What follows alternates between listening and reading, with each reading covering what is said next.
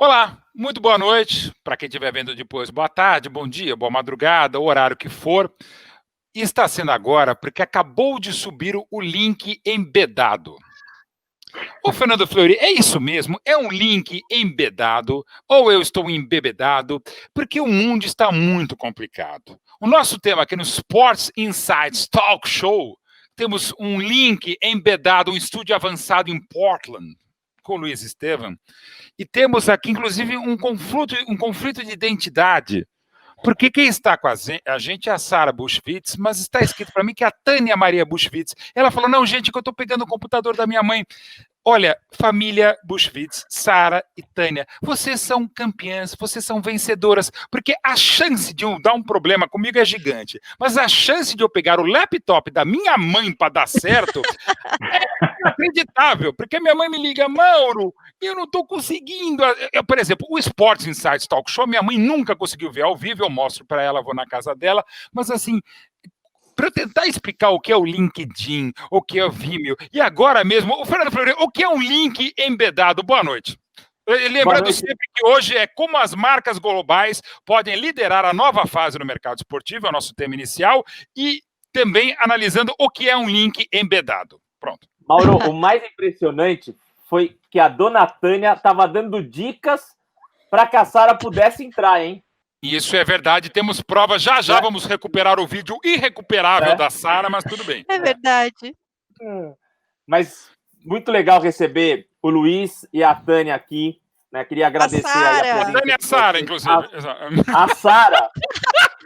Vamos receber a Sara. E a Tânia também, o laptop da Tânia. Genial. Coloca um post-it no nome da minha mãe, passa o corretivo na tela, por favor. Nós vamos receber todo mundo. Passar um corretivo na cara dele, mas enfim, vai lá, Fred. Nós vamos receber todo mundo hoje aqui, né?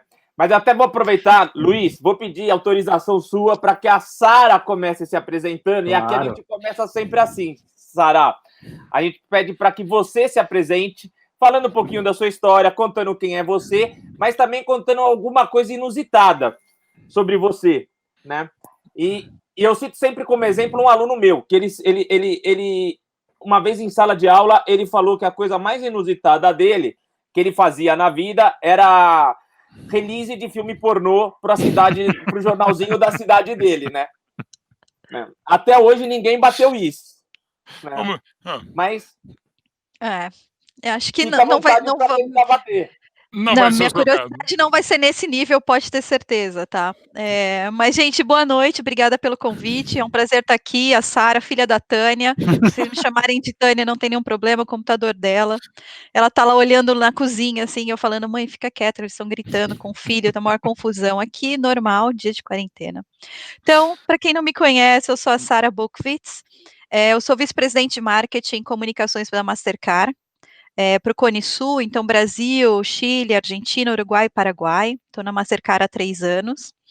A gente vai falar bastante de esportes, e a minha história com esporte começou antes da Mastercard. A Mastercard é reconhecida pelo marketing esportivo, por muitos patrocínios, mas minha história com esporte começou um pouco antes. Antes da Mastercard, eu fui head de marketing e comunicações para a ESPN do Brasil. Então, ali eu pude também aprender muito, né, não só sobre marketing esportivo, mas realmente como as coisas funcionam na TV, no campo, dia a dia com os talentos, com os jogadores. Então, parte da minha história então, foi Mastercard e ESPN. Trabalhei muitos anos na PepsiCo, aqui no Brasil, globalmente também em Nova York, na Mondelez. Então, venho assim nessa jornada de marketing, trabalhando em marketing toda a minha carreira. E agora nesse finalzinho, não final, né, porque está começando a minha carreira, mas nos últimos anos, com mais foco em esportes com a ESPN e depois a Mastercard. Falando um pouco mais de mim, eu sou a filha da Tânia, mãe do Noah. Noah tem 3 anos, com certeza ele vai aparecer aqui em algum momento, tá? Então, é melhor já apresentá-lo, porque vai ser um bate-papo em família. E alguma curiosidade? Difícil, hein? Tem tanta, sei lá, deixa eu pensar. Pensando no futebol, é o seguinte, eu mudo de time, eu falo que eu mudo de time assim como eu mudo de marido, tá? Então eu nasci palmeirense porque meu pai era palmeirense. E eu posso cantar o hino, eu canto todos os hinos, essa é uma outra curiosidade também. Então, comecei palmeirense, minha vida, Meu primeiro esposo era colorado, então eu virei colorada, glória do esporte nacional ou internacional que eu vivo a exaltar. E já o meu segundo marido, hoje o Fábio, que estamos casados, espero morrer corintiana. Então hoje eu sou corintiana. Inclusive eu casei com um vestido branco e uma faixa preta. Mas pode ser uma lutadora de judô também. Enfim. Não foi. Não estava indo para luta. Eu não estava indo para luta. Mas... Foi. Era realmente um casamento. Falando em hino do português, vamos pra luta. Não é Corinthians, Corinthians, né? Ele é Corinthians, já foi para Itaquerão, tá tudo certo, já tá bem encaminhado aqui na família. Então essa é a minha curiosidade. Espero não mudar mais de time, porque mudar de marido dá muito trabalho, né? Então... Muito bem. Das melhores apresentadoras e apresentações até agora, viu, Fleury? Tá foi top mesmo, 3. Foi muito legal. Obrigado para Sandra Tânia, né, pela sua apresentação. Luiz, será que você consegue bater essa apresentação? Difícil, né? Principalmente essa última parte dela, que foi genial. Mas vamos lá, vou tentar.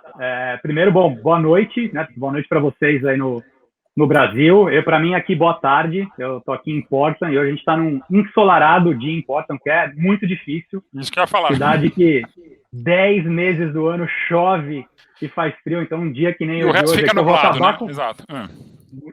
Vou acabar a conversa com vocês, vou aproveitar um pouco do sol ainda aqui. Agradecer muito ao convite, super honrado de estar aqui, ainda mais com 3 personalidades dessa, né? O Mauro, sou suspeito para falar, porque meu coração é verde, então nem preciso falar o porquê que eu admiro tanto o Mauro, mas claro, além da competência dele. O Fernando também, que é um cara que eu acompanho já há bastante tempo, lá desde os boleiros, depois pelos fanáticos.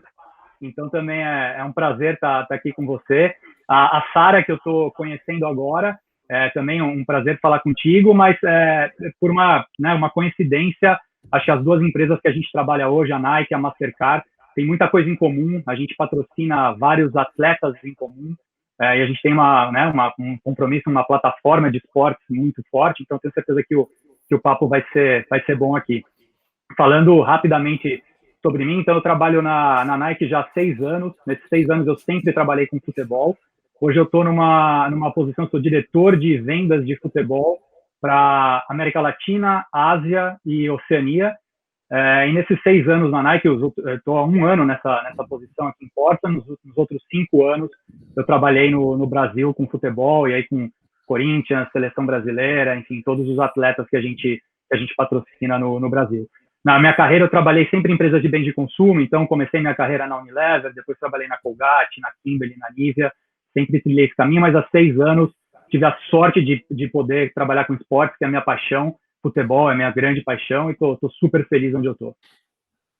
E até interessante, né? Eu passei rapidinho por Portland, e é bem isso aí, né? É uma região que também, além de grandes marcas, né? Não só a Nike, evidentemente, mas ali não tão perto assim, mas razoavelmente perto, você tem outras cidades que você tem que fazer rock and roll, tipo Seattle. Até coincidentemente, hoje estou ouvindo a discografia completa do Pearl Jam, porque você não tem outra coisa, ou você faz rock and roll, tipo Manchester também, ou senão você está meio perdido, né?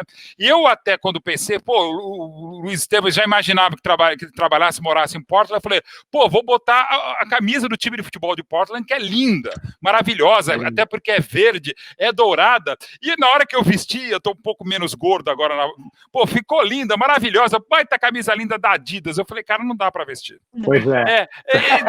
Fica, né, evidentemente que você, é aquela famosa célebre frase do Vicente Mateus, agradecer a Brahma a Antártica pelas braminhas que tinha mandado, mas você vê que já era ele um visionário, porque já estava imaginando que viria Ambev pela frente, né, Fleury? Muito obrigado pela consideração, Mauro. Mas que é bonita, verde, é linda, mas tudo bem, segue o jogo. É linda. Mas muito legal. E o Luiz, que a gente estava aqui, enquanto a Sara tentava entrar no computador, o Luiz estava contando a história desse fundo, que até hoje o melhor fundo que eu tinha visto era do Armênio Neto, né? Que era aquela lousa branca com interrogação. Mas eu tenho que confessar que hoje o do Luiz superou todos, porque o Luiz depois pode explicar melhor, mas para quem não está entendendo, o Luiz, pelo visto, é daqueles geeks famosos, adorador de Comic Sans, né? E viciado em videogame, né, Luiz? É isso aí, cara. E esse aqui não é um fundo que eu preparei para conversa, não. Eu trabalho daqui, o home office tem sido feito daqui, é um canto que eu consigo ter sossego e silêncio. Mas eu adoro o videogame antigo, principalmente dos anos 80 e 90. E acho que depois do futebol é o meu maior hobby, é um negócio que sou apaixonado. Eu tenho uma coleção aqui que eu cuido com muito carinho também. Então, tudo que vocês estão vendo aqui atrás é velharias, mas que para mim são muita estimação. Você levou para Portland? Eu trouxe bastante coisa para cá, mas puta, aqui é um paraíso também para quem quer colecionar tanto Portland quanto Seattle. Seattle, além da música que o Mauro falou, que é fato, mas é também um lugar que tem uma cultura muito grande de videogame. Então você tem lá grandes colecionadores, você tem lojas que vendem só videogames antigos, então é um lugar muito legal para quem curte isso. Então comprei bastante coisa aqui, sabe? O Luiz não quer confessar, mas foi ele que deu o lance de $600 mil que ganhou, que comprou o cartucho lacrado do Mario número 1 nesse domingo passado. Deixa eu só se minha esposa está ouvindo. Peraí que eu já te confirmo isso ou não. A Sara, então, por isso que ela sabe, pela experiência que ela já falou, que já foi colorada, que já foi Corinthians, provavelmente, bom, vamos torcer para, evidentemente, que isso aqui não viram casos de família, né, Fleury? Exatamente. Vamos aproveitar e falar um pouquinho do nosso assunto principal, talvez seja melhor. Vamos, melhor. Aproveitar, então, conversar com a Sara e com o Luiz sobre o que realmente interessa para a gente aqui, né? Quer falar um pouquinho dessas duas grandes marcas que vocês têm na mão hoje, passaram já por várias grandes marcas, mas essas marcas que vocês têm na mão, né, que é a Mastercard e a Nike, e como vocês estão lidando hoje com essa questão do mercado esportivo nesse momento de crise e nesse momento pós-crise que a gente vai começar a viver, né? Como que vocês, liderando marcas globais, né, como é que vocês estão vendo essa questão do esporte nesse momento, não só no Brasil, mas fora, né? Podemos falar desse momento mais amplo nesse começo. Acho que eu posso começar. Eu costumo dizer que a nossa estratégia não mudou, né, Fleury? O que muda, na verdade, é como ativar essa estratégia. Então, a estratégia de marketing esportivo, de patrocínios da Mastercard, ela é uma estratégia que ela é construída através dos pontos de paixão. Tá? Então, existem 6 grandes pontos de paixão: esporte, entretenimento, culinária, artes, e, obviamente, dentro de esportes existem outras grandes paixões. Tá? Então, a nossa estratégia de paixões, ela não muda. Né? Então, a Mastercard globalmente, né, quando a gente fala no Brasil, a maior paixão, sem dúvida, é o futebol. Nós patrocinamos a CBF, a Libertadores, a Copa América e a UEFA, então são grandes, né, grandes propriedades. Isso não mudou com o Covid, tá? Então, a busca por grandes propriedades, ela não muda. O que muda é a forma de ativar, né? E o foco que é necessário para cada uma dessas ativações. Então, eu falei de futebol, mas uma outra grande paixão dentro de esporte são os e-games, né? Nós somos patrocinadores do League of Legends mundialmente e do CBLOL aqui no Brasil. E o e-games, ele reagiu muito mais rápido, ele não parou em 2 semanas, ele parou por 2 semanas, porque por mais que seja digital, eles faziam todos, né, os streamings de estúdio, então existia toda uma equipe de estúdio, e o League of Legends, ele voltou a operar em 2 semanas, diferente do futebol que está voltando agora. Então, quando a gente pensa em marketing esportivo, a estratégia ela não muda, o que é importante são as paixões, o consumidor ele não muda, ele continua amando futebol, ele continua amando games, ele continua amando gastronomia, né, assim como, por exemplo, falando de embaixadores, não é esporte, mas dentro de patrocínio, nós temos o Alex Atala como um grande embaixador da marca. Então, isso não muda, o que muda é a forma de falar com ele nesse momento, né, quando a gente fala de futebol, a gente está pensando muito mais de como trazer essas experiências digitais para o consumidor, como é que a gente vai trabalhar agora na retomada. Grande parte das ações da Mastercard, a Mastercard ela é uma empresa, só para contextualizar, ela é uma empresa de tecnologias de meio de pagamento. Né? Então, por mais que no dia a dia vocês vejam os cartões, né, a Mastercard ela vai muito além. O cartão, ele é só uma representação do que nós somos, de que é uma empresa que constrói ligações. Sendo bem simples, é como se, imagine, como se fossem trilhos de trem que conectam os consumidores, os bancos e os adquirentes. né, as maquininhas. A Mastercard, ela cuida desses trilhos para que as transações sejam seguras, rápidas e eficientes para as pessoas, e também com um custo bom para os nossos clientes. Então, a Mastercard, por ser uma empresa B2B, B2B2C, grande parte dos patrocínios, eles são ativados com os nossos clientes, né? Então, nós disponibilizamos para os grandes bancos esses grandes assets. Isso mudou completamente, né? Eu não estou levando ninguém para a UEFA, para a final da UEFA nesse momento, a gente vai de portas fechadas. Mas nós estamos nos adaptando de como trazer experiências digitais. Então, né, sumarizando o que eu estou falando, quando a gente pensa em marketing esportivo, as grandes linhas estratégicas, elas não mudaram, o que mudou é a forma de ativar. Legal.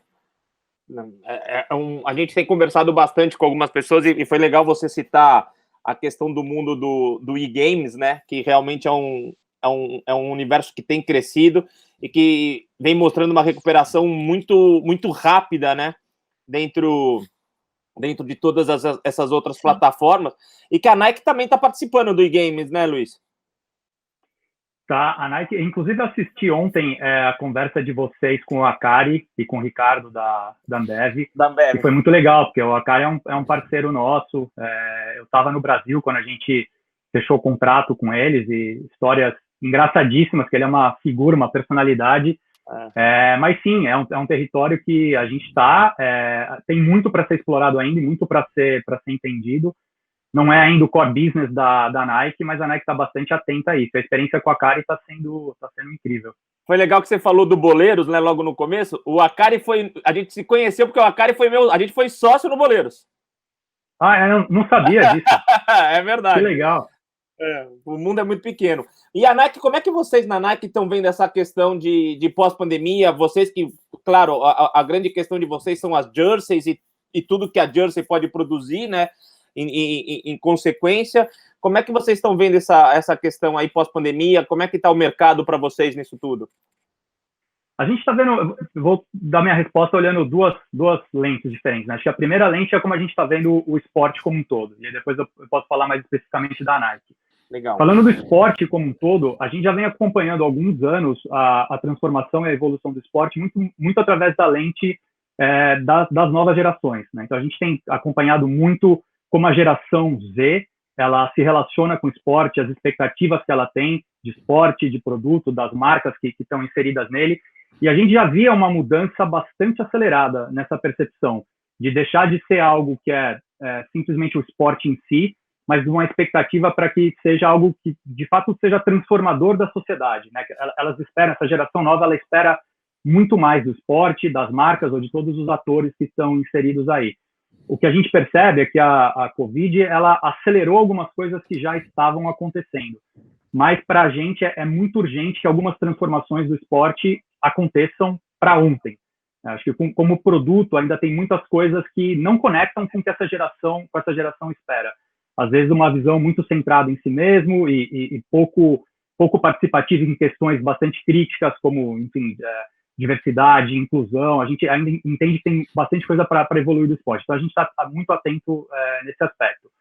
Falando especificamente da Nike, a Nike está, enfim, bastante atenta a isso que está acontecendo. A Sara mencionou, acho que hoje digital é uma questão extremamente importante. Então, a gente vê a evolução do esporte também como a companhia evoluindo muito em digital, em conseguir conectar muito com essa geração toda que hoje vive nesse mundo. E com todos os outros participantes do esporte, todos os clubes, as federações, os jogadores que estão muito dentro desse ecossistema digital. Então, esse é um dos grandes pilares para a gente. Claro que do ponto de vista de negócio, a gente sentiu, então, esportes coletivos como o futebol, sentiu muito, né? A queda de vendas agora, durante a pandemia, é absurda, a prática do esporte caiu, mas a gente entende que é algo momentâneo agora. A gente já vê em alguns mercados, então eu que trabalho com a Ásia e com a Oceania, alguns mercados como Austrália, Japão, Coreia, a retomada já está muito forte, né? Crescendo duplo dígito e as pessoas ansiosas para voltarem, para consumirem. Então, a gente enxerga uma perspectiva para que as coisas vão voltar. Mais cedo ou mais tarde, a coisa vai voltar. O único ponto que a gente pensa, assim, a volta ela não pode ser como antes, né? A volta tem que ser dentro dessa ótica que eu falei. A gente tem que ver uma evolução, a gente tem que ver o esporte muito mais conectado com a comunidade, com a sociedade, com as pessoas, muito mais engajado em causas mais nobres do que a gente via antes. Então, essa, para a gente, é a questão mais urgente. Desculpa, só aproveitar um pouquinho o gancho, desculpa, Fleury, e isso vale, claro, para o Luiz falar e para a Sara também. Como, então, nesse momento que você precisa retomar, dar uma acelerada, mas como você também, exatamente com essa geração que é super acelerada, por vezes super acelerada, como você conseguir dar uma equilibrada nos timings de tudo, de produto, de serviço, de relacionamento, de experience, como você correr, estão falando da Nike, a conexão que é muito forte, evidentemente, da origem da Mastercard, como é que você pode tentar equacionar essa velocidade e, às vezes, botar um tacógrafo nessa situação toda? O Luiz e também a Sara em cima disso, desses dias frenéticos que vivemos. Eu acho que a gente tem alguns exemplos recentes que para mim, são muito legais para a gente entender, assim. E, de novo, acho que todas as marcas que estão relacionadas ao esporte, elas precisam começar a fazer um exercício de entender que, para uma pessoa que gosta de esporte, o ecossistema dela hoje é muito mais amplo do que o esporte em si, né? Então, um exemplo claro é a produção de conteúdo. E, Mauro, eu sei que você é expert nisso, e Fernando também, mas o exemplo do Last Dance é um absurdo, né? O que movimentou um conteúdo produzido de altíssima qualidade, que fez as pessoas continuarem consumindo e aquecidas com relação ao esporte. E se você começa a olhar os reflexos do Last Dance, vamos falar de negócios, de números, para a Nike, foi um negócio absurdo, né? No primeiro domingo que lançou o seriado, se você acompanhou as ações da Nike na segunda-feira, elas dispararam. As vendas de Jordan dispararam no mundo inteiro e continuam crescendo até hoje. Então, a gente conseguiu aquecer o mercado de uma forma muito grande. Isso só para mencionar um exemplo, mas tem várias outras empresas que estão investindo muito em produção de conteúdo para manter a coisa ativa até agora. E, de novo, eu acho que a gente não está nem arranhando a superfície disso. Eu vejo a produção de conteúdo como uma das maiores oportunidades para acontecer nos próximos tempos. Sem dúvida. Complementando o que o Luiz falou, quando você fala de tacógrafo, acho que quem determina o pacing, quem determina esse timing é o consumidor. Né? E as decisões, baseado nas vontades, nas necessidades do consumidor, é que a gente está tomando a decisão. E as decisões hoje estão sendo tomadas quase que diariamente. Tá?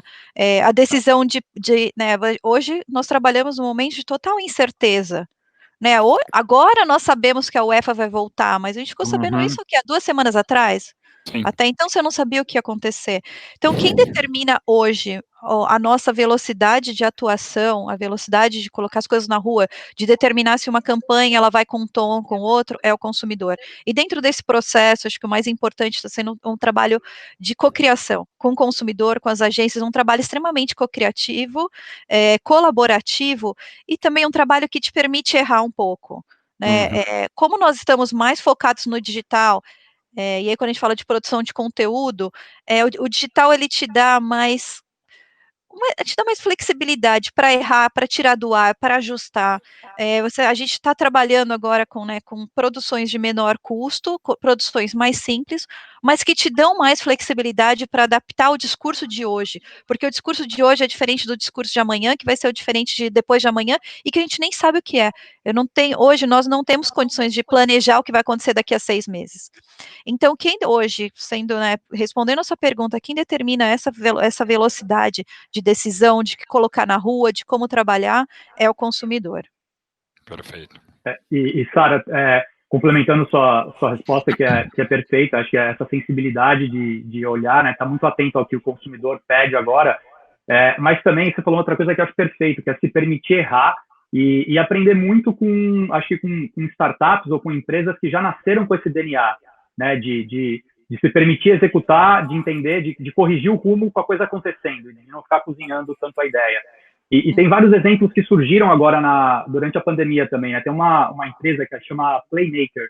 Eles são uma empresa de mídia, nasceram como uma empresa de mídia, de produção de conteúdo, e que são relativamente novos. Eles viviam com um formato que a principal fonte de remuneração dele era mídia, né? Eles viviam disso, E eles se reinventaram muito durante a pandemia. Eles trabalham com networking de jogadores e de influenciadores e produzem conteúdos que são muito interessantes. E durante a pandemia, eles começaram a fazer merchandising de produtos deles, ou até que eles chamam de giveaway, que eles permitem que o próprio atleta vá dentro da plataforma e possa vender coisas, vender memorabilia, vender camisas de atletas. E eles conseguiram, durante esse período, atrair mais de 2 milhões de usuários para a plataforma. Né? Ou seja, no momento que muita gente estava chorando e lamentando que não conseguia sair do lugar, eles rapidamente se reinventaram, trouxeram uma solução diferente e conseguiram mudar o modelo de negócio deles muito rápido, porque estão produzindo conteúdo, estão testando, errando, acertando, mas eles não têm medo disso, né? Então eu gosto muito do que você falou, de que se permitir errar, acho que faz muito parte desse novo mundo. E mudar essa rota, né? Vou dar um pouco do exemplo do que nós fizemos, rapidamente, Fleury. Nós começamos 2 semanas depois da pandemia com uma websérie, Crie Novos Hábitos, Comece que Não Tem Preço. Porque exatamente as pessoas estavam, né? A gente falava muito de viagem, uma marca que fala de viagem culinária, teve que mudar em 2 semanas para Crie Novos Hábitos e nós ajudando o consumidor a ter esses novos hábitos. 3 semanas depois, nós lançamos Faça Parte, Comece que Não Tem Preço. Por quê? Porque a gente começou a ouvir essa demanda do consumidor de que não adiantava só falar, tinha que fazer. Então, nós anunciamos uma doação de 2 milhões de alimentos. E assim vai. E agora a gente está continuando, tomando decisões quase a cada semana de qual rumo tomar. Acertando e errando. Nós colocamos uma campanha no ar que em 2 dias nós tiramos do ar. Uma coisa que é interessante que vocês dois citaram, e o Mauro também falou, que é essa questão de criação de conteúdo, né? Ontem, até por coincidência, ontem no próprio LinkedIn eu estava escrevendo um post sobre a nova plataforma, né, do Tom Brady, né, que a Sport Religions, que é a criação de conteúdo. E uma das coisas que eu estava comentando é essa falta hoje, e vem sendo um comentário bastante comum aqui, né, Mauro, no talk show, sobre essa falta de capacidade que hoje o esporte brasileiro tem de criar conteúdo, né? E eu hoje vejo, quando eu vou prestar consultoria para os clubes, vou vender até o trabalho da nossa agência aqui, eu falo bastante isso, que eu vejo muito mais os clubes hoje como mais um criador de conteúdo, onde jogar futebol é mais uma das questões, né, do que um time só de futebol. Como é que vocês veem essa questão do esporte hoje? Falta aqui no Brasil essa questão, vocês dois que estão patrocinando grandes eventos, patrocinam grandes times também, falta esse parceiro nessa criação de conteúdo? A gente teria possibilidade de criar um Last Dance, de estar desenvolvendo, né, N conteúdos para time de futebol por aqui? Eu acho que sim. Eu acho assim, para mim, hoje em dia existem três ativos que são fundamentais para qualquer companhia, acho que além do esporte, mas acho que para o esporte isso tem um componente muito legal que qualquer empresa precisa ter. Que acho, o primeiro é informação, e eu vi que vocês discutiram muito isso também no talk com o Akari e com o Ricardo. Tem informação, ter dados, uma troca de dados. Né? Acho que esse é um dos ativos mais valiosos que tem. O segundo, para mim, é conteúdo, né? E a gente vai falar mais disso agora. E o terceiro, que é uma questão de integridade e valores, né? Que isso é inegociável. E isso, muitas vezes, no esporte, é uma barreira. Né? A gente lida, às vezes, com instituições ou enfim, com algumas áreas do esporte, onde, para você conseguir avançar mais forte, você esbarra em algumas questões dessas que são muito importantes. Então, qualquer organização do esporte, para ela evoluir, ela tem que ter isso, e diria que a integridade de valores é o primordial. Acho que essa é a barreira que separa você ir ou não ir. Sobre conteúdo, cara, dá até tristeza para mim, assim, que você faz uma pesquisa sobre documentários de esporte e você vê tantas coisas produzidas fora do Brasil, até para esportes que são muito nicho. Você vê documentários sobre cricket, sobre ciclismo. Outro dia também eu descobri um documentário sobre o Palermo, jogador da Argentina, que é um jogador, enfim, alternativo. Quantos Palermos que a gente não tem no Brasil que poderiam render um documentário? Aí você vai procurar os documentários que tem no Brasil, você acha o do Senna, você acha o da Copa América, que é um belo documentário, mas é pouco. Você acha o do Garrincha na ESPN, que pouca gente sabe que existe. Então, é uma área, para mim, muito fértil e que deveria ser muito explorada, e eu adoro o que o Fernando falou. Os clubes e as entidades, né, eles precisam entender que o futebol, o esporte em si, é um dos produtos que ele tem. não é mais o core business deles, é um dos produtos, mas existe uma série de outras coisas que são até mais valiosas do que isso, que devem acontecer em conjunto. É super pertinente a questão do conteúdo. Eu vou dar um exemplo, um contra-exemplo. Eu vou começar falando de um bom exemplo. Nós somos parceiros da Riot, né? Como eu mencionei, com patrocinadores do CBLOL. Eles já entenderam que o core é conteúdo. Então, eu trabalho com eles, nós trabalhamos com eles semanalmente para criar conteúdos que eles produzem. Então, conteúdo em que nós trabalhamos a 6 mãos, agência, Riot e Mastercard, entendendo que, primeiro, o que a marca quer, mas como é que a gente pode se conectar com esse gamer de uma forma que seja verdadeira? Né, de algo que é um território deles e não um território nosso. Então, primeiro, eu acho que os clubes têm que aprender com outros esportes que estão acontecendo aqui mesmo dentro do Brasil. Obviamente, fora, quando a gente pensa nos Estados Unidos, mesmo Europa, né, quando você falou de ciclismo, eles estão num outro patamar de geração de conteúdo, mas aqui no Brasil já tem gente fazendo isso muito bem, e eu posso te falar da nossa experiência com a Riot. Realmente o foco é conteúdo, e um conteúdo de qualidade, um conteúdo que fala e se conecta com o consumidor. Por outro lado, quando a gente, né, acho que o que falta hoje, não só dos clubes, mas também dos parceiros de mídia, é uma maior flexibilidade. Quando a gente fala de conteúdo patrocinado por uma marca, é natural que a marca ela possa ter não uma interferência, mas que ela deixe seus recados através desse conteúdo. Então, acho que o Brasil ainda não chegou nesse patamar de novo, quando eu falo de colaboração e cocriação, de um processo cocriativo, de um processo de colaboração dessa construção do conteúdo, para que esse conteúdo tenha um patrocínio. Né? Então, acho que a partir do momento que essa chave for virada, de que o patrocinador, ele não é só alguém que vai lá pagar uma conta, mas ele é um agente que vai fazer parte do processo criativo por um bem maior, eu acho que esse jogo, ele vai acabar virando aqui no Brasil. Desculpa, Fala, Luiz. Mauro, Imagina. Assim, eu concordo, Sara, até assim, eu vejo não só o patrocinador sendo co-participante e co-criador desse processo, mas na história do esporte a gente tem também a coparticipação do próprio torcedor, né? Eu falo isso nas minhas apresentações, eu falo sempre assim, o torcedor, ele é coparticipante porque ele cria esse espetáculo junto, né?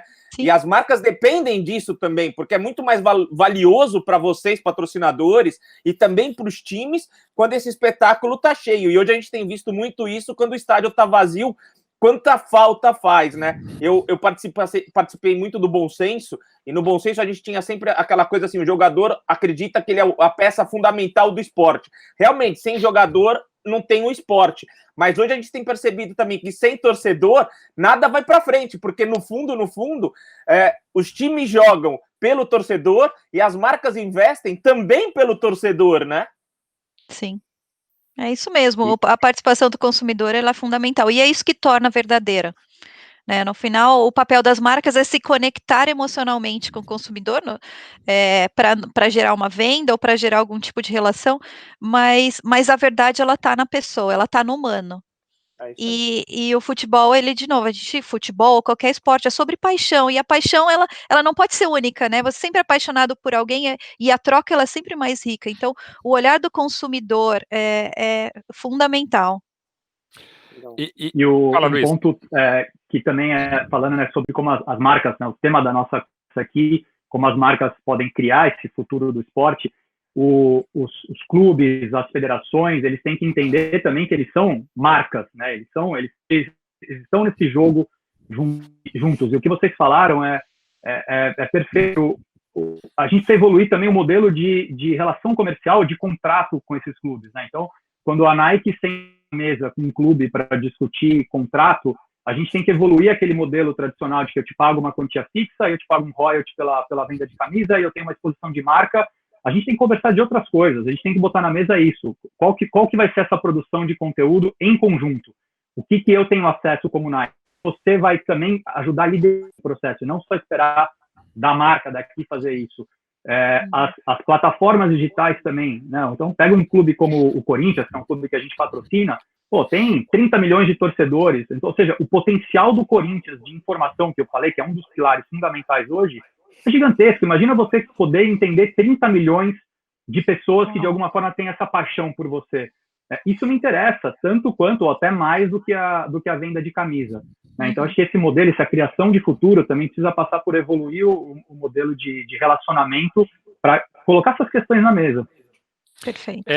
Isso que eu quero falar também como produtor de conteúdo, que é um problema seríssimo. Inclusive, justamente com a Riot, 2 dias antes da pandemia, eu tinha conversado com eles, eu ia marcar uma reunião com o pessoal que eu conheço há muito tempo. Alguns eu conheço há muito tempo, mesmo conheço de criança.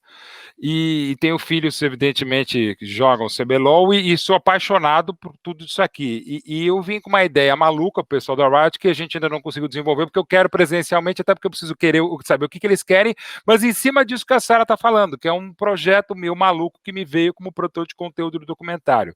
E aí eu falo, e aí eu cobro a Nike, cobro a Mastercard e cobro todo mundo com quem eu já trabalhei, com quem a gente está conversando, porque eu sou diretor e correteirista de 3 documentários e do documentário oficial da Seleção Brasileira também, dos 100 anos, e dos documentários do Palmeiras e outras produções também. E é muito difícil a gente conseguir avançar, porque por que não tem um Last Dance? Porque eu até falei num outro programa, porque os clubes não nos deram acesso. Eu não vou falar agora quais clubes não nos deram acesso, não tem, e não é só o clube, né, a direção de marketing. O marketing sim, mas é o presidente, é o treinador, é o atleta, é completamente diferente. Você precisa mudar muita coisa. Federações, desde o ano passado, não posso dizer qual é, eu entrei num processo muito legal de uma coisa, de um remake agora de uma história maravilhosa e que não rolou porque eu falei, pô, mas vai ganhar quanto? Vai ser, e eu tô falando aqui dentro, né, 10% não é nada, assim, gente, mas como é que faz? Precisa, a gente foi, inclusive, atrás de tecnologia, você sabe muito melhor do que eu. É muito difícil. Então, assim, a gente produz conteúdo, a gente quer fazer conteúdo e tem também as amarras do cinema. Eu estou com um documentário praticamente terminado que, por conta de liberação de Ancine, e não é nem só a ver com o atual governo, não é sem a questão da cinema, está travado há muito tempo. Então, assim, o produtor, e não estou falando que é só a responsa da Nike, da Mastercard, é do mercado como um todo. A gente até tenta, mas não dá nem para chegar perto, porque a gente é amarrado de tamanho jeito que a gente não consegue. E quando a gente tenta algo, e a gente tenta algo muito ousado, trabalho com 2 produtoras de conteúdo de cinema, a gente tentou algo muito ousado, esbarra, não, isso não tem. Então, assim, é muito difícil. Então, assim, a gente não vai ter nada parecido, porque, infelizmente, todo o ecossistema, para usar o termo, isso vai ser complicado. Então, assim, a gente fica amarrado de uma maneira que, lamentavelmente, eu tenho que fazer outras coisas que não vai dar. A gente perde saco, não tem saco mesmo. É uma série de amarras, né? Não é só falta de capacidade. É que a gente não tem nem por onde começar e nem grana para começar também. E Mauro, quando eu falei, né, que a gente tem pouca coisa no Brasil, de hipótese alguma, desmerecendo tudo que você já fez, mas eu tenho certeza que você concorda. Se você para listar a quantidade que espetacular. Pô, aí é o primeiro filme. Ele desmonta aqui, né? Então, é o meu primeiro filme. Foi uma dureza para fazer, mas enfim, mas segue o jogo. Mas se a gente para listar a quantidade de ídolos, de feitos, de coisas que a gente teria no Brasil para produzir conteúdo, é uma lista infinita quase. Então, é uma frustração você ver tanto potencial que tem e tão pouca coisa sendo feita, e para aquelas poucas iniciativas que tem, tantas dificuldades como você listou, né? E é fácil, quem está no dia a dia sente isso, que às vezes para você conseguir avançar com um projeto mínimo, são tantas burocracias e a mentalidade ainda não está lá, né? Mas aí, trazendo um pouquinho mais para essa questão até da importância de grandes marcas como as de vocês, tá investindo no esporte, participando do esporte, a gente entrevistou num dos primeiros programas o Ricardo Forte, né, que é o VP de patrocínios mundiais da Coca-Cola, né? E ele tem uma coluna agora no Meio Mensagem, se eu não me engano, e uma das coisas que ele falou recentemente que eu gostei bastante e vai bem alinhado com o que eu penso, é que hoje o patrocínio no Brasil, por exemplo, para times de futebol ou para qualquer evento, na verdade, patrocinar o esporte brasileiro, em termos de valor, ele não é caro, principalmente com a alta do dólar, com tudo isso. Patrocinar o esporte brasileiro é muito barato hoje, né? Porém, ele é muito arriscado. E isso afasta grandes marcas, né? Ele é arriscado porque a gente não tem segurança jurídica, a gente não sabe o que vai acontecer amanhã, ele é arriscado porque o esporte brasileiro ainda está naquela visão de que eu quero o awareness e eu quero só ver a questão de eu vou aparecer na TV, porque é isso que o clube entrega, né? Eu sempre brinco, eu falo assim, os clubes de futebol eles precisam parar de querer competir com a Globo e vender uniforme para aparecer na TV, porque daí para vocês é muito melhor eu pago a Globo, porque a Globo vai me entregar muito mais do que só aparecer no jogo, né? E aqui a gente tem a Nike, que tem o uniforme realmente, e você, né, Sara, com a Mastercard. Como é que vocês veem essa questão? Patrocínio é barato, mas ainda é arriscado no Brasil? Como é que é isso hoje para vocês? Eu não diria que é barato, tá? Depende. Se você tiver seu budget em dólar, pode ser, mas muitas federações cobram em dólar. Mas você falou de um ponto muito importante que é o risco. Sem dúvida, nós como empresas multinacionais temos processos muito, muito rigorosos de compliance, de código de valores, de ética, e que são bastante complexos realmente para quem, né, para todo mundo, para toda a cadeia. E muitas vezes os clubes, eles não se enquadram nesse processo. Nós sabemos disso, é uma realidade.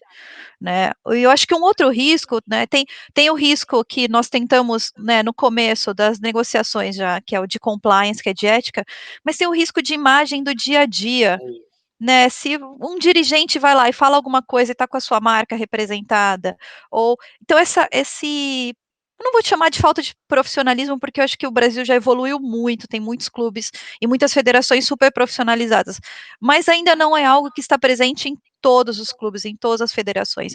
Então, esse risco, ele acaba saindo muito caro para as marcas, né? Eu vou te dar um exemplo contrário, também que eu gosto de dar exemplos positivos, tá? Nós patrocinamos a CBF. Sei que a CBF tem uma série de polêmicas, mas eu vou te dizer que eles são um parceiro maravilhoso. Eles se reinventaram, eles contrataram auditores externos, eles passaram por todos os quesitos e hoje eles são um dos nossos melhores parceiros de patrocínio. E hoje eu posso dizer que eu confio totalmente na CBF, no patrocínio deles. Não é um patrocínio hoje que me dá uma dor de cabeça, uma preocupação. Hoje o retorno ele é muito maior do que o risco. Mas quando eu digo de risco, eu acho que talvez... Não dá, só uma coisa, não dá para confiar tanto assim no rato, Sara, por favor. Ele é um amor. Não, vamos abrir a verdade que não dá para confiar tanto assim no rato. Eu amo o rato. Eu amo o Mickey como rato, não. A gente vai poder perguntar para ele no dia 27, né, Mauro? Ele vai estar então, aqui? Eu vou ficar com dor de barriga dia 27. Mas tem o risco de marca, gente, que que não se paga. E as entregas hoje também? As entregas não são muito poucas hoje, não na CBF, porque a CBF realmente talvez entregue, mas talvez o que eu penso, e aí, por favor, Luiz, participe, os projetos de entrega hoje que o esporte brasileiro oferta, e eu não queria ficar só no futebol, podemos até falar de outros esportes, tá muito recluso a só chegar para vocês e falar assim, eu vou aparecer na TV. Né? E que foi o que o Luiz falou, de repente a gente teria tantas coisas para ofertar, né? São os 30 milhões de torcedores de um clube, né? que estão lotados de informação. Às vezes você fala, poxa, eu não posso chegar em 30 milhões, mas eu posso estar em 10 mil pessoas, onde eu vou chegar e falar assim, nossa, eu vou estar nesse dia com 10 mil pessoas que são possíveis compradores ou utilizadores do meu cartão. É importante que você falou, porque muitas vezes, assim, eles vendiam um conhecimento de marca, né, um awareness, que para as nossas marcas isso já não é mais relevante. Eu falo, eu não preciso mais de conhecimento, 99% dos brasileiros conhecem a Mastercard. Eu quero engajamento, eu quero conversa, quero paixão. E essas são as entregas que sim, acho que tem oportunidade de estar mais presentes nesses contratos. Eu tenho dois exemplos legais para ilustrar isso. Acho que o primeiro que é uma história que todo mundo que trabalhou nesse projeto dentro da Nike tem muito orgulho, que foi a camisa do Ayrton Senna do Corinthians. Né? Para mim é um exemplo quase que perfeito de como você pode levar a máxima potência a uma relação e um contrato com um clube. Que partiu de um site, de uma ideia, de associação de um ídolo que transcende o esporte, transcende o gosto clubístico, que é corintiano, e que aí todo mundo embarcou na história. Né? O clube embarcou na história, o time de desenvolvimento de produto da Nike embarcou na história, e é uma história que, se você vai lá nos bastidores dela, ela é bem interessante. Só para mencionar um fato curioso, a primeira camisa do Senna, que é a primeira versão que a gente viu pelo time de desenvolvimento da Nike, era uma camisa que homenageava a McLaren do Senna. Ou seja, era uma camisa vermelha e branca, que parecia uma camisa do São Paulo. E a hora que a gente viu, falou, vocês estão loucos, o que vocês não entenderam? Que não dá para ser isso. Mas, enfim, aí essa relação foi sendo construída e o time da Nike entendeu quem era o Senna, que era o Corinthians também, e trouxe uma das execuções de produtos mais bonitas que eu já vi. A parceria com o Instituto Ayrton Senna foi fundamental também, então a gente trouxe, né, um terceiro para a história. Foram recordes de vendas, enfim, acho que nunca mais a Nike vai superar a quantidade de camisa que a gente vendeu. Uma camisa que fez sucesso internacionalmente, foi reconhecida no mundo inteiro como um design maravilhoso, e uma parte considerável das vendas foram revertidas para a fundação, então ela trouxe um componente social também para a conversa. A gente conseguiu, né, com uma história muito bonita, atingir vários objetivos e superar vários objetivos que a gente tinha colocado. Então, acho que esse é um modelo de como fazer. O Corinthians é extremamente parceiro nesse sentido, né? O Corinthians é um time que permite a gente ir muito longe com o desenvolvimento de camisa, de contar, de elaborar história, ou seja, com produção de conteúdo. E um outro exemplo interessante que aí mostra uma outra ótica, uma vez a gente foi procurado por um time do interior de São Paulo, buscando patrocínio da Nike. É um time com uma base de torcedores modesta, que do ponto de vista de visibilidade não faria o menor sentido para a gente, e eles sentaram na mesa por uma situação tradicional de um contrato. É isso, esse é o nosso time, isso aqui mais ou menos são os valores que a gente está procurando, foram para uma conversa muito básica, e para a gente não faz o menor sentido. E aí a gente tentou evoluir a conversa com ele falando, assim, visibilidade não vai funcionar para mim, mas o que mais você tem para me oferecer? Então, qual que é a sua base de torcedores? A gente está numa cidade de mais ou menos 1 milhão de habitantes, que é bastante. Então, se eu quisesse fazer alguma coisa mais direcionada para aquela cidade, para aquele perfil de consumidor, o quanto você tem de informação dessa sua base? Puta, não tenho nada, não tenho um programa de sócio-torcedor, eu não tenho informação, eu não sei quem é meu torcedor. E aí a conversa morreu aí. Mas a conversa poderia ter evoluído se esse clube chega mais preparado para a conversa e fala, olha, eu não posso te oferecer tanto em termos de visibilidade massiva, mas eu tenho uma base extremamente qualificada de 300, 400 mil pessoas que eu posso te falar quem elas são, aonde ela compra, o que elas querem. Mudaria a conversa totalmente. Provavelmente ia ter mais a nossa atenção e a gente seguiria a conversa. A gente não seguiu porque eles não estavam preparados para isso. Então, mas hoje você conhece os times, você que lida com bastante times no mundo todo, Luiz, você e Sara também, que está lidando aí não só com times, mas com outros, vocês como empresa detêm, na verdade, dados e transformam esses dados em informação, né? E eu toda vez que eu vou discutir com os clubes, eu falo isso para eles. Os clubes raramente têm dados, e quando eles têm os dados, eles não sabem transformar isso em informação. Ainda está naquela coisa ainda muito básica da questão sociodemográfica, né? Eu sei que metade dos meus sócios-torcedores são homens, a outra metade é mulher, mas eu não entendo, eles não sabem por que eles são torcedores, por que eles não são, por que eles compram um uniforme, ou por que eles deixam de comprar, por que eles vão usar o Mastercard, um concorrente do Mastercard, né? E que é isso que, de repente, podia agregar muito mais valor, né, para vocês como patrocínio, né, e do que simplesmente falar, que foi o que vocês falaram, eu vou te dar reconhecimento de marca. Reconhecimento de marca vocês já têm, né? Vocês acabam até sendo mais reconhecidos que muitos dos times que podem estar buscando o patrocínio de vocês. Uhum. Eu vejo assim, voltando nos 3 pilares que eu falei, né, de informação, conteúdo e integridade, né, de novo, estou colocando integridade em primeiro, o que eu vejo dos clubes, dos grandes clubes que a Nike patrocina, é que muitos estão fazendo um movimento grande e priorizando a questão da integridade, porque a partir disso eles passam a ser um produto interessante para atrair muito investimento. Eu vejo muitos evoluindo bastante em conteúdo, produzindo bastante coisa e dando acesso para as marcas. A parte de informação, para mim, ainda é a área a ser evoluída. Se eles têm, não existe uma parceria, a gente não tem acesso ainda. Tem acesso de uma forma bastante genérica. Então, agora, por exemplo, que a Nike fechou o contrato com o Liverpool, a gente teve acesso a uma informação limitada. A gente sabe quais são as cidades no mundo onde tem a maior base de fãs do Liverpool. Só isso, nada além disso. Então, assim, eu consigo fazer uma estratégia focada em cidades agora, mas eu não consigo ir muito além disso, né? Poderia ser muito melhor. Eu nem sei se eles têm acesso a isso, mas se eles têm, eles precisam aprender a dividir. E aí eu acho que passa pela questão da profissionalização, o investimento, profissionalização, além do esporte, além do jogador. né? Acho que eles hoje têm muitos dados para entender o desempenho e a performance dos jogadores, né? Isso não falta, mas o contrário, né? Os dados dos consumidores, eles não estão disponíveis, não existe.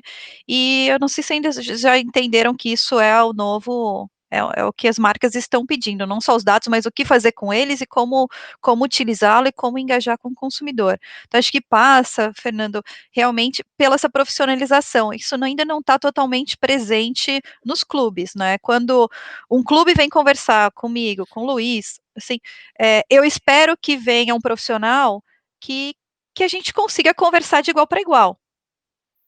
Né? Isso é importante. Assim, eu não preciso falar com os cartolas. Eu não preciso falar com o presidente do clube. Eu preciso realmente falar com quem entende do que eu estou buscando. E isso passa por uma mudança de mindset, uma mudança dos clubes, e principalmente essa mudança de que não existe mais essa supremacia do futebol. Né? As marcas já não dependem, o futebol, os esportes são muito importantes, mas a gente já não depende só disso para sobreviver. Hoje a gente faz parte de um ecossistema que eles também estão inseridos, então isso faz parte de uma profissionalização que ainda não está totalmente presente. Chega aqui pergunta também, o seguinte, pedindo para você, Sara, falar da ativação incrível, tá aqui na pergunta, que foi feita com o Hospital do Câncer, dizendo que você conseguiu unir a seleção brasileira e o social com o slogan Aproxima, que é a nova forma de pagamento da Master. Quem faz a pergunta é Gilberto Rato, que aproveita no elogio e faz o PS, olha, se der para assinar o contrato até 2100, tamo junto. Avante Brasil. Enfim. Essa pergunta foi plantada. Mas é do Gilberto Rato. Mas você vê que a nossa audiência é bastante qualificada, hein? É qualificadíssima. Muito bom. Não, realmente, acho que essa é um belíssimo exemplo de como unir um patrocínio com uma marca. A marca Mastercard é sobre não ter preço, né? O que não é não ter preço? É essa conexão emocional de coisas que o dinheiro não compra. O que foi essa ação? Nós, na época, utilizamos a telepresença, mais de um ano atrás, então hoje todo mundo está usando, né, Skype, telepresença, nós utilizamos essa tecnologia para levar crianças hospitalizadas do Hospital do Amor para realizar um sonho, que é ser um mascote, entrar com a seleção brasileira num campo. Foi uma das coisas mais emocionantes que eu já fiz na minha vida e realmente o meu colega que fez a pergunta me ajudou muito a fazer essa ação acontecer, que foi realmente unir sonhos, conteúdo de marca e um patrocínio e um objetivo de negócio de uma forma muito perfeita. Eu acho que esse é o segredo. Né? Não é só a marca, não é só o patrocínio, é o negócio e é o consumidor, todos conectados por uma entrega. Essa entrega, então, depois eu convido todo mundo para entrar no nosso YouTube e procurar Mascotes Impossíveis, tá? E lá tem o case completo dessas crianças que puderam realizar um sonho. Uma dessas crianças era o Heitor, e ele faleceu faz menos de um mês, faz um mês, e ele estava hospitalizado na época, e assim, a gente teve muito contato com ele, e todos nós sabemos que essa ação, ela mudou a vida de uma criança. Ele viveu mais, ele teve mais qualidade de vida durante um tratamento, por uma paixão pelo futebol e por algo que uma marca e a seleção brasileira pôde fazer. Então, além de ganhar prêmios, tudo isso foi muito pequeno versus o impacto que isso teve na vida dessas duas crianças. Pergunta... Parabéns. Ô Luiz, se você quiser comentar, mas até tem a pergunta do Henrique Woods, vai diretamente para você, Luiz, que é a seguinte: campanhas recentes de lançamentos de camisas, como a estreia da Puma com o Palmeiras e a recente do Corinthians, trabalham muito com a identidade dos torcedores, um diálogo direto com comunidades periféricas. Pergunta para você, e claro, a Sara também pode falar, vocês acham que esse público vai começar a ser mais incluído em campanhas? Tem que ser, né? Não é achar, assim, é uma questão de tem que ser. Se a gente olhar os últimos lançamentos das grandes marcas, a gente começa a ver uma representação mais real do que a sociedade em si. Né? Essa é uma conversa que a gente tem diariamente na Nike, que não existe mais ser como a gente era no passado, né? Que era uma marca de futebol, enfim, para homens de classe média alta. Essa conversa acabou, evoluiu, então a gente sempre busca ter essa representatividade, claro, a gente estuda, a gente tem pessoas dentro do time de futebol na Nike no Brasil que conhecem muito do Corinthians, da história do Corinthians, e o clube é muito parceiro nisso, para entender de fato quem é o torcedor do Corinthians, a torcedora representada em todas as classes sociais, e entender onde vive, como vive, em que bairro vive, quais são as paixões. Então, sim, eu acho que essa é uma tendência que ela não volta mais, ela vai continuar e cada vez evoluir mais. Acho que é super importante, Luiz, falou que tem um papel da publicidade, a publicidade, ela tá indo além da sociedade, né? A Mastercard, ela é uma das líderes aqui no Brasil da Aliança Sem Estereótipo, tá? Então, nós temos um compromisso de que toda a propaganda que nós fazemos é uma propaganda que não seja estereotipada. Então, que tenha todo tipo de representatividade, de gênero, de raça, de condição. Então, nós assinamos um compromisso para dizer que isso sim é importante, essa é a forma que nós temos que nos comunicar, e essa é a forma que todas as marcas têm que se comunicar, porque esporte e publicidade é cultura, né? É cultura popular, e influencia muito o comportamento das pessoas. Então, nós temos obrigação de representar o nosso verdadeiro consumidor e a nossa sociedade. Então, dentro dessa... Desculpa até, Luiz, mas você tinha falado que você assistiu o programa do Acari com o Ricardinho, né? E uma das coisas que a Ambev falou bastante, o Ricardinho falou, e acho que vocês dois têm falado bastante, dentro dessa nova liderança, né? Que não só no mercado esportivo, mas vocês, como grandes empresas, líderes mundiais, na verdade, hoje, precisam se posicionar e vêm se posicionando, né? Eu acho que essa é uma grande questão. E o esporte permite esse posicionamento, né? A gente tem visto a questão da Vidas Negras Importam, né? Os atletas se posicionando, as marcas se posicionando, a questão das marcas se posicionando contra o Facebook, né? Se o Facebook não se posicionar contra a fake news, as marcas estão se retirando. Como é que vocês veem essa questão, né, para liderarem essas mudanças de mercado? Acho que elas são fundamentais. Pode falar. São fundamentais. Não, vai lá, Sara, desculpa. Mas elas são fundamentais e a gente tem feito isso, é a obrigação das grandes marcas de fazer. Eu vou dar um exemplo, ano passado com o Libertadores. Nós fizemos uma campanha que chamava Ela Vai Torcer. Tá?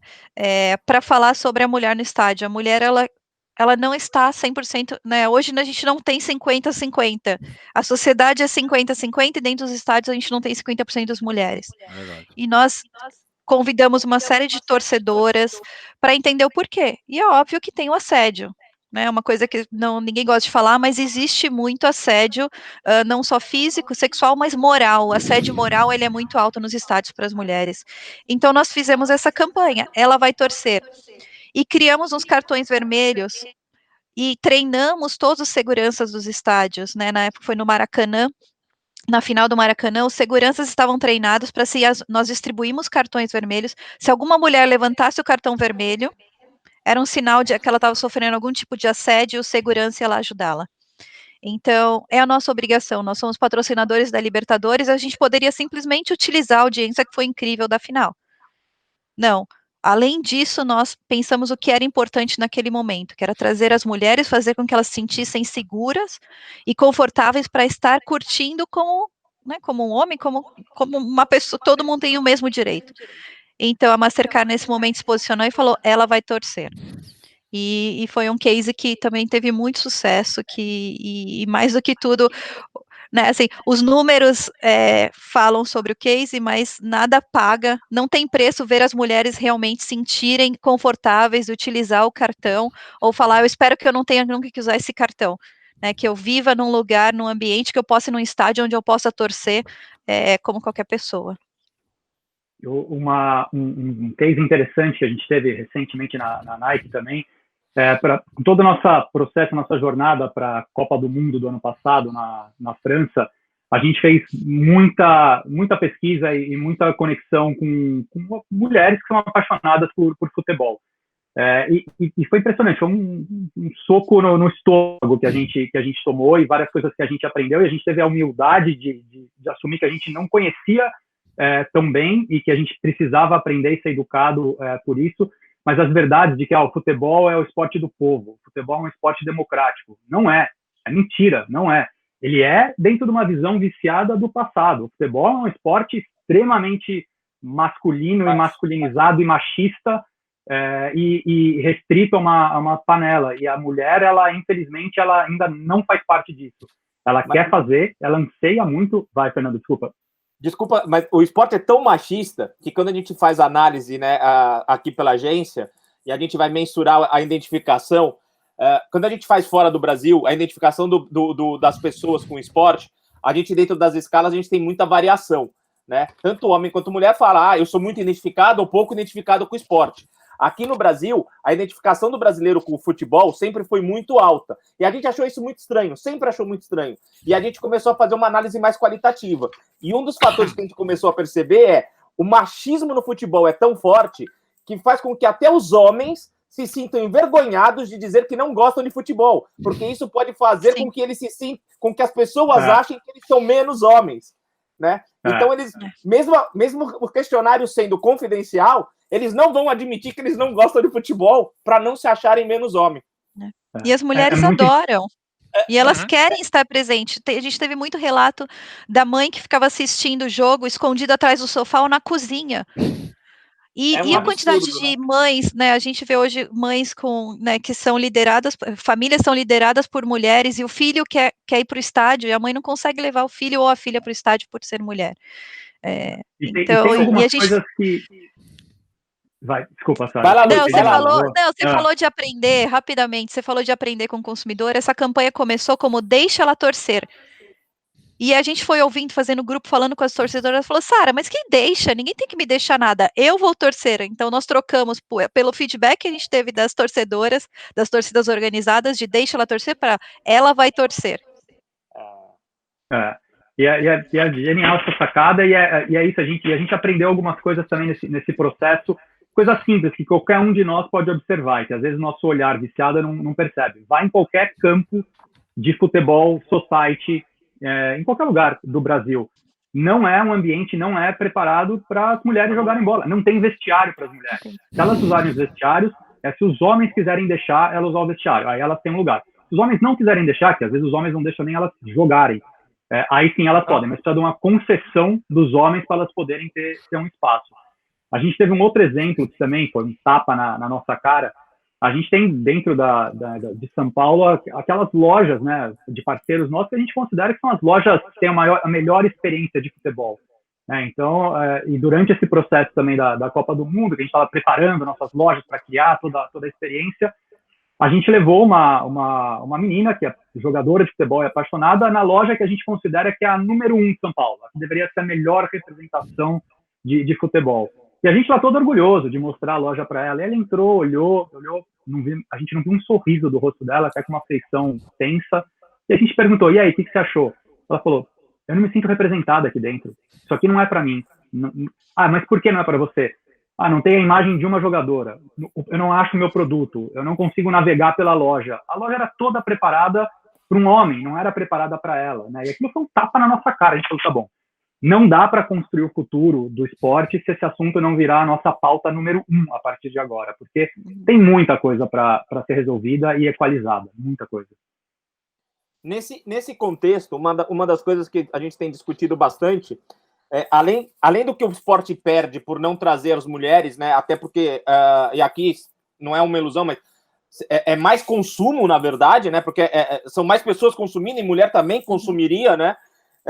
Uma outra questão que a gente discute bastante é o quanto a gente realmente é fã de esporte, né? A gente é torcedor realmente aqui, né? O Bruno Maia, um grande amigo, a gente estava até discutindo, ele está escrevendo um livro sobre, ele faz essa análise, né? Que os times, o esporte brasileiro, no caso os times de futebol, eles têm torcedores, mas eles não têm os fãs, né? E dentro de toda a ótica do que a gente estuda hoje aqui na agência, a gente também percebe muito isso. Não falta essa ligação, vocês mesmos falam muito de engajamento, né? Vocês falaram, as marcas querem esse engajamento. Não falta essa ligação do esporte brasileiro com os torcedores para fazer esses torcedores realmente virarem fãs e desses fãs surgir esse consumo, né?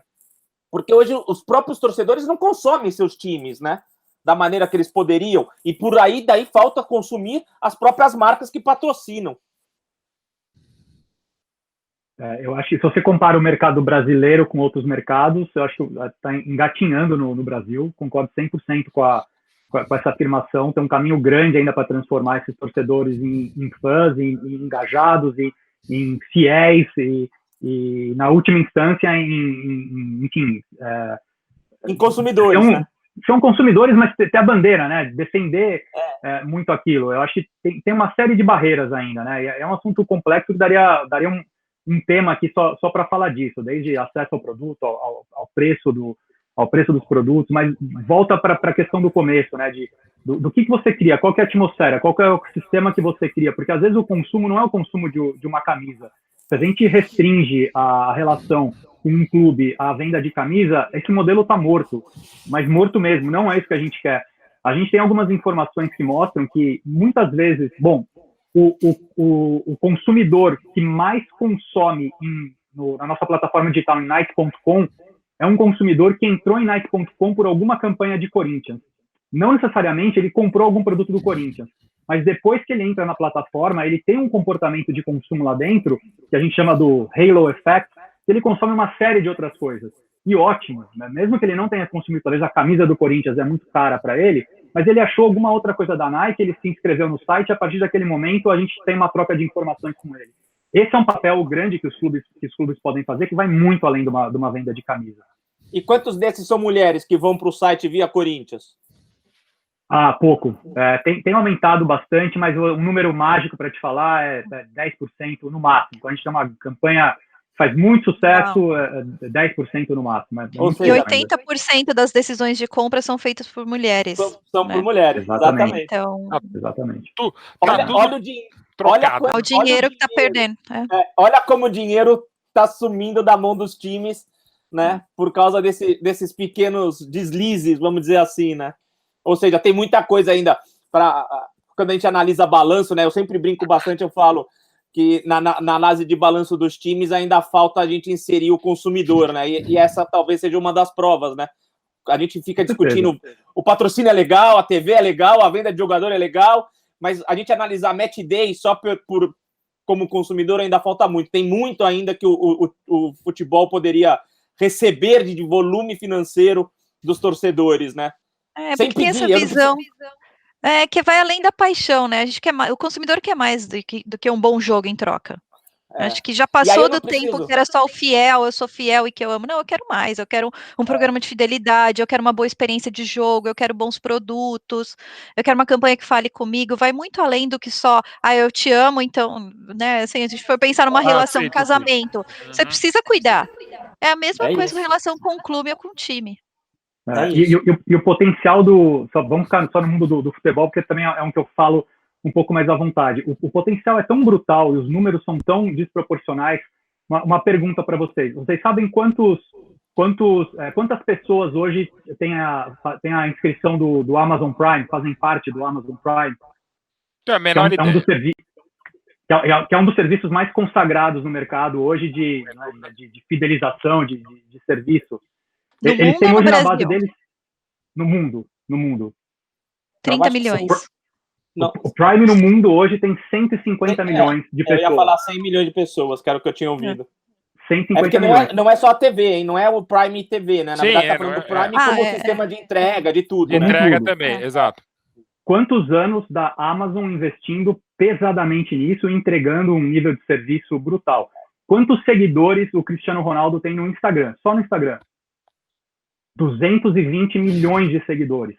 Claro que a gente está falando de produtos totalmente diferentes, mas só por uma ordem de grandeza, o que uma empresa, que é uma das maiores empresas do mundo, anos investindo para conseguir 150 milhões de pessoas se relacionando com ela, um jogador tem 220 milhões de pessoas com que ele pode se relacionar em todo dia. Então, esse é o potencial do futebol. Mas, e você sabe o que é pior de tudo? Um erro da Amazon pode fazer esses 150 milhões ir para 100. E vários erros do Cristiano Ronaldo podem não influenciar em nada nesses 200 Ou às vezes até levar para cima, que as pessoas querem consumir o erro dele. Tem o hater.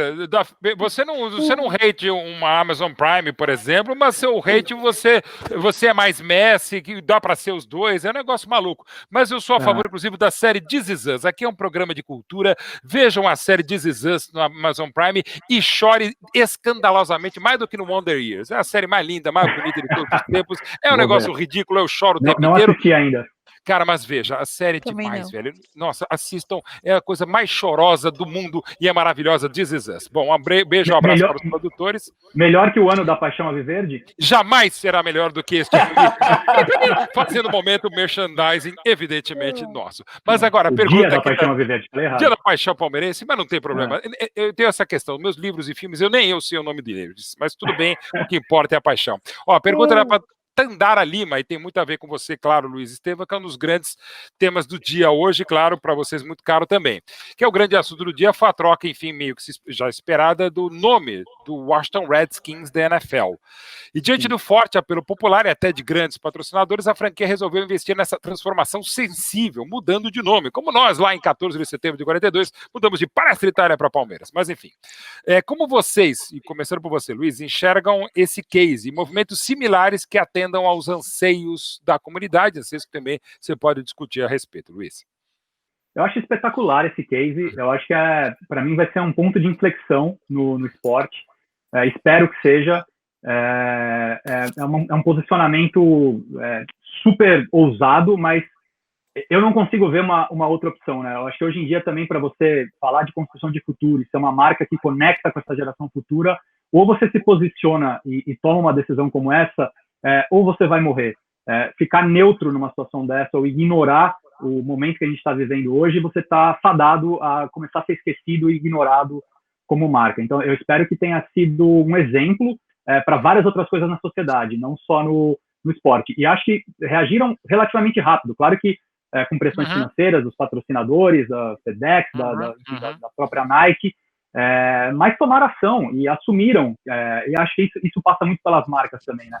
A gente não pode entrar também num modelo de buscar perfeição ou achar que todas as marcas elas são perfeitas agora. Eu acho que é um momento que a gente está onde as marcas também elas têm que se humanizar, elas têm que assumir que elas têm pontos que elas precisam melhorar, dialogar com a sociedade, mas agir rápido uma vez que ela identifica a situação. Eu acho que o caso deles, para mim, vai ser um dos maiores cases de marketing de todos os tempos. Sara? Luiz, e você acha que também, né? Os conservadores americanos vão aceitar? Eu sou super a favor da mudança, mas eu vejo os americanos ainda com um pé muito conservador, né? A gente vê até pelo Trump hoje. Como é que você acha que vai ser essa reação dos americanos, você que está aí? Eu acho que eles não vão aceitar, eu acho que é esperado que eles não aceitem, e acho que isso faz parte de uma marca se posicionar também. De novo, se você tenta ter um posicionamento que você quer agradar todo mundo, e você ficar muito neutro numa situação dessa, você não constrói seu equity, você não constrói nada, você não mostra os seus valores, o que você é. A partir do momento que você cruza esse território e toma uma ação dessa, você desconecta com uma grande parte, mas a tua conexão com a outra parte, ela é tão mais forte, tão mais duradoura, que vale a pena. Né? Então, você tem que assumir tua posição hoje em dia. E a posição poderia ser o contrário também, ela ia fazer uma troca, ela é desconectada, uma parcela ia conectar com a outra, mas ela simplesmente foi muito séria dentro da posição que ela assumiu. É esperado que os conservadores não gostem, e acho que é bom, né? Acho que é o que ela quer, é o que a franquia quer. Não, eu confesso que hoje eu escrevi bastante sobre isso também, eu estou super curioso para ver qual vai ser o nome do time, e estou super curioso para ver como vai ser o posicionamento dessa mudança, porque o próprio Redskins vai ter que mudar seu posicionamento, né? É um time histórico. Não sei se a Sara quer comentar alguma coisa, Sara. Algumas marcas elas têm mais ou menos propriedade para mudar e para ter statements claros, como a Nike, por exemplo. Eu concordo com o que o Luiz falou. As coisas não vão acontecer do dia para a noite, mas todos têm uma obrigação, mas tem um papel, todos têm uma obrigação de fazer as coisas acontecerem e fazer o mundo algum lugar mais justo, mais igualitário.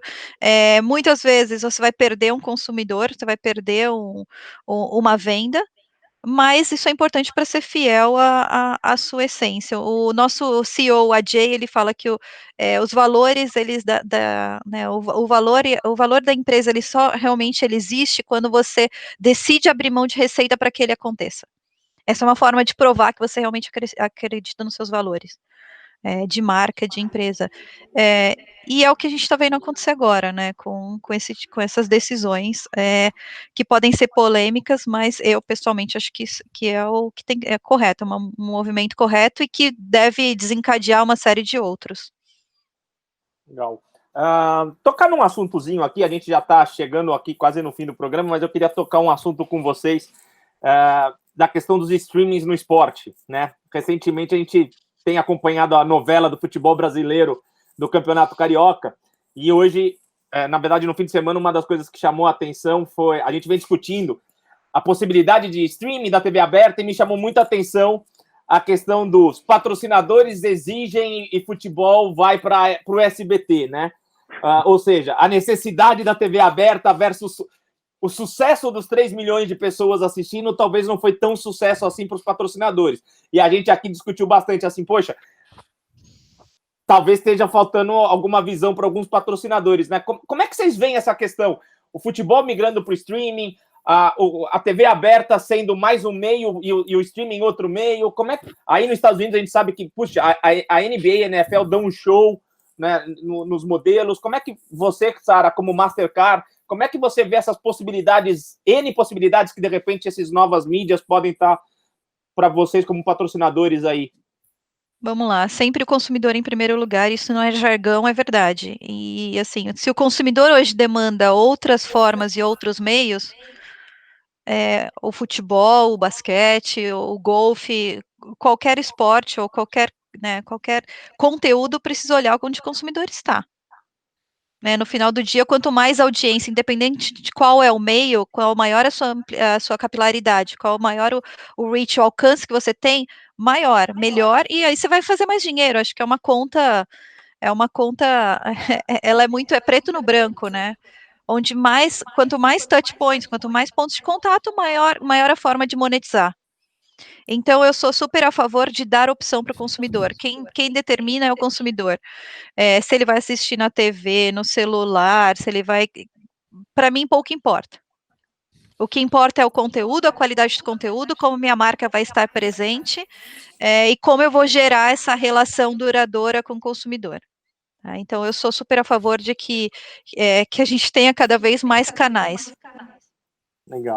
E cada marca, cada momento, cada objetivo depende de um canal diferente, né? Então a TV aberta vai continuar tendo um papel muito grande quando você quer passar uma mensagem de alcance maior e que vá para todos, mas o streaming ele é uma plataforma que os e-games estão mostrando o potencial dele para você fazer algo mais segmentado, que você consiga interagir com o consumidor durante o que está acontecendo. Então, eu concordo com a Sara, acho que cada uma delas tem um papel, mas não dá para negar que essas plataformas digitais e o streaming é um caminho sem volta. E as marcas todas têm que se preparar para isso, os clubes, enfim, para como conseguir ter uma presença muito forte ali de uma forma bastante autêntica, né? Não é você só colocar lá no seu plano de marketing, tem uma estratégia de streaming, mas ele é um bicho diferente, ele é um animal diferente, né? Ele exige competências diferentes, profissionais diferentes, a forma de se comunicar é diferente. Então, acho que a gente vai ver uma evolução rápida nesse sentido, e eu gosto de ver essa descentralização, eu acho isso importante. E busca por novas receitas, porque a transmissão ele tem a ver com receita também, né? Então, acho que existe uma evolução também do esporte, principalmente do futebol, de buscar novas receitas, que não seja só aquela receita que já está garantida da TV aberta. Ô, Fleury, tá na hora, né? O papo tá muito legal, tá muito bom, como sempre, com a Sara, com o Luiz, até com você, Fleury. E falando em bicho, você já pode fazer suas considerações finais, bicho. Você me elogiou hoje?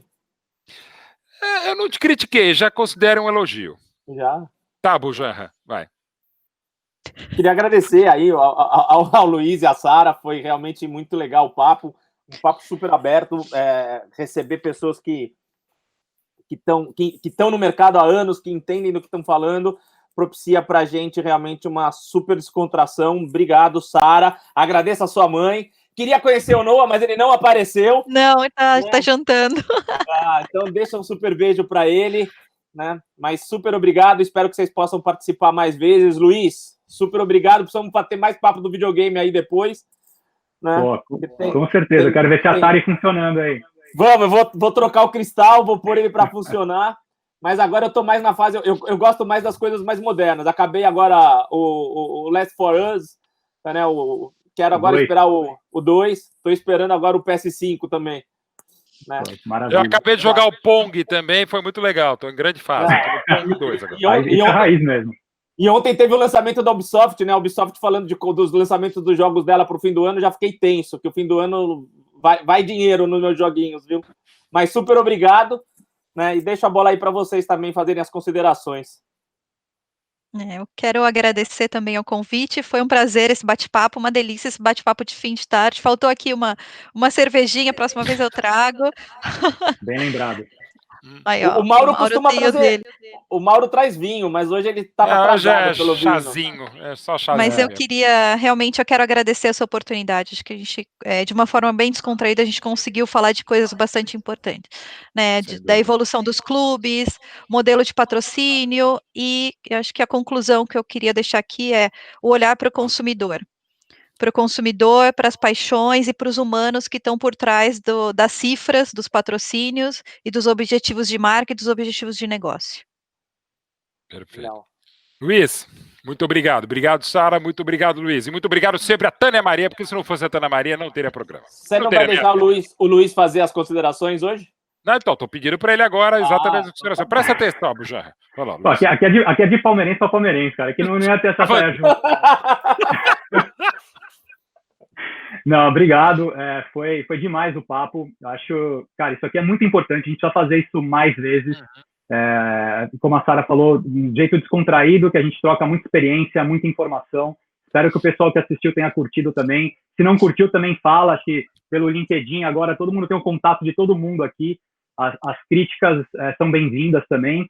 Mas foi muito legal. Foi super feliz de ter participado aqui hoje. E também, como a Sara falou, acho que você tem uma mensagem que eu quero deixar aqui. Acho que para todos nós que trabalhamos com esporte, a gente precisa, de fato, tomar essa posição do esporte e além, e estar na frente das mudanças da sociedade que a gente precisa fazer.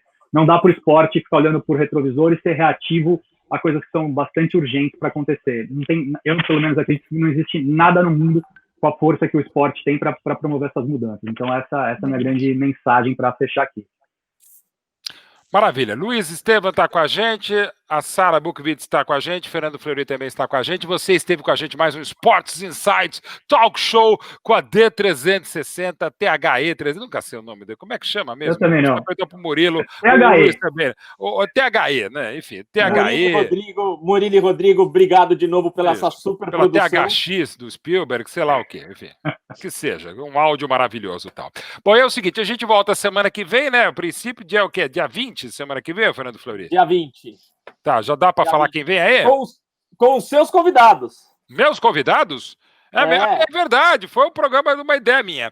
Convidados muito legais, convidados muito... Aliás, eu acho maravilhoso quando alguns apresentadores colegas... Olha, o programa de hoje está especial. Quer dizer, os outros são uma porcaria, né? Porque todos os outros convidados deviam processar, né? Então, mas vai estar um programa especial porque eu vou convidar, então vai ficar melhor. Então é o seguinte, vocês prestem atenção, acompanhem nossas ligas, acompanhem o Orkut da gente e voltem na próxima semana. Um beijo para você, Sara, um beijo para você, Luiz Estevam, e um abraço para você, Fernando Fleury. Esse foi mais um Sports Insights da 360 Talk Show McNuggets. Até amanhã. Não, até segunda e um abraço. Tchau, gente. Tchau, tchau. Beijo, abraço. Tchau. Abraço, tchau, beijo.